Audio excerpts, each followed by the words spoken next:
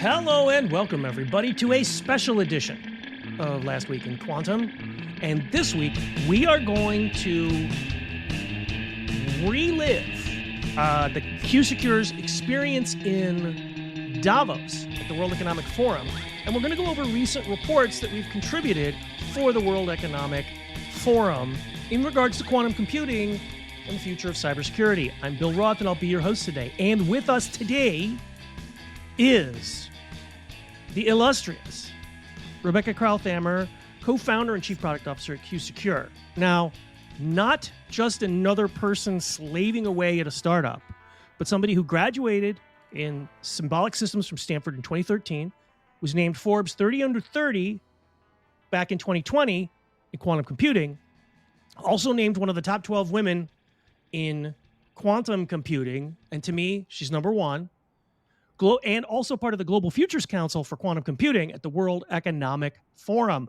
Thank you so much for joining me today, Rebecca. What's up, Bill? Bill Roth, Water District, Santa Clara, 2024. You know, folks, don't forget to vote. ElectBillRoth.com. We appreciate it. But enough about me. Okay, so for us little people, you went to Davos. How was it? Tell us what it was like. Cold, mostly. Okay. More, but I'm sure that there were interesting people to talk to. It was fantastic. It's beautiful. It's like the only place in the world where you go and you see like will.i.am from the Black Eyed Peas talking about like AI ethics, and like Al Gore talking about cybersecurity, and all the world leaders getting together, coming in and discoursing. It was we got to hang out with a lot of our good friends, made new friends. Shout out to Accenture. And yeah, I think the topics, of course, of this year really centered around AI. So it was what everyone was talking about. Cybersecurity was noted by many as top threat to like our future, and that's really kind of what like everyone's there to talk about, is what are the biggest things impacting the progress of humans in the world.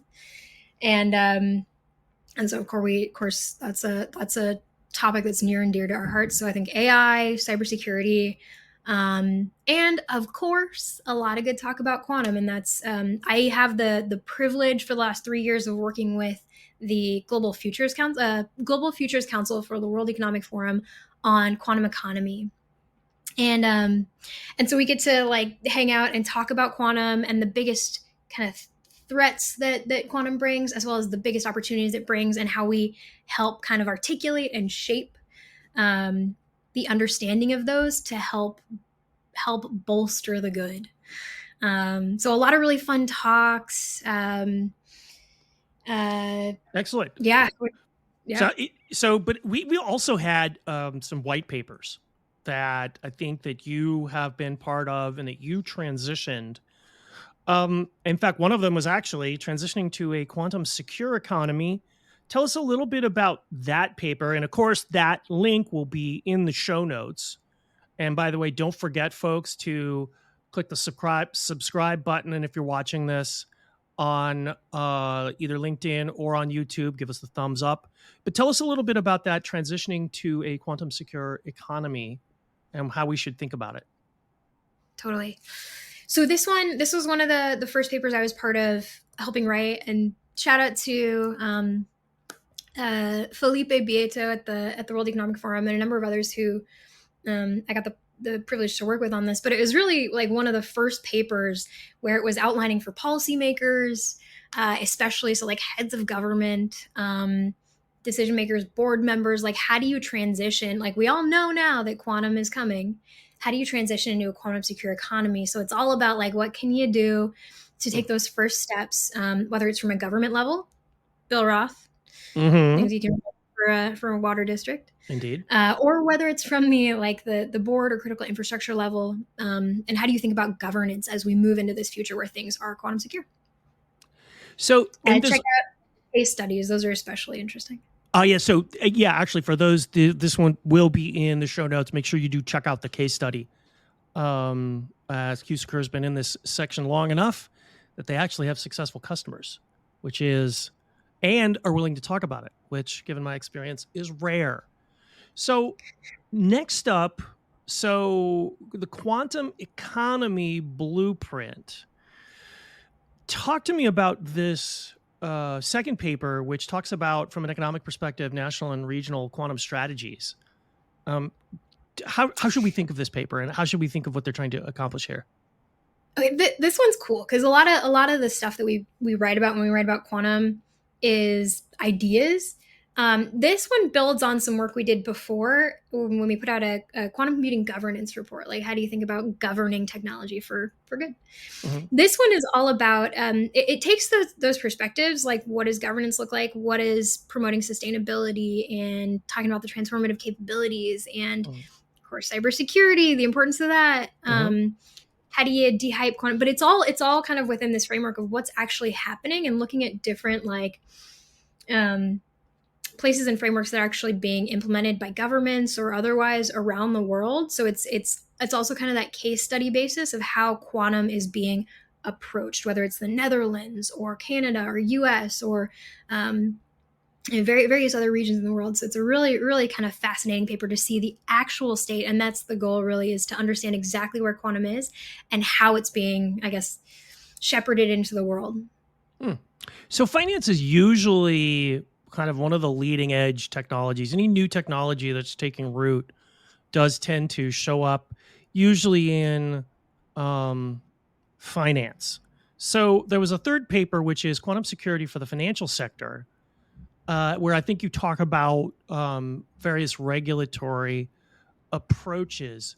What's the thought behind this paper in terms of kind of broad policy recommendations? This also in some ways builds on that transitioning to a quantum secure economy, but it's focused at the financial sector, which after government is it's the sector that's moving the fastest in that transition to adopting quantum safe security, cybersecurity. But it was chosen as the first because it's the first that is being urged to get more aggressive about that roadmap. So once again, it's framed as, okay, you govern like financial institutions. Here's what you need to do step by step to either start or continue on this path. And here's how you need to think about like prioritizing. Here's how you need to think about like engaging, all to the end of data is at risk right now of that store now, decrypt later, harvest now, decrypt later threat. So here's your blueprint and go, right? And that's specifically the financial sector. Excellent. That's a great rundown. Glad you had a good time in Davos, albeit a slightly chilly one, as always. Thank you so much for sharing your insights. That's all for today's show. I'm special edition host Bill Roth, and with us for this episode has been the estimable Rebecca Krauthamer, co-founder and chief product officer at Q-Secure. Thanks, Rebecca. I like that. Thank you, Bill Roth. Shout out to Bill once again. Vote. And shout out to a lot of the collaborators, Charles Lim with JP Morgan, Freka from the Netherlands, Arunima Sarkar, and many more who led and contributed to this effort. And as always, thanks to our show producer, again, the double estimable Trina Mabunai. Hey, folks, thanks for tuning in, and we'll see you next week on Last Week in Quantum.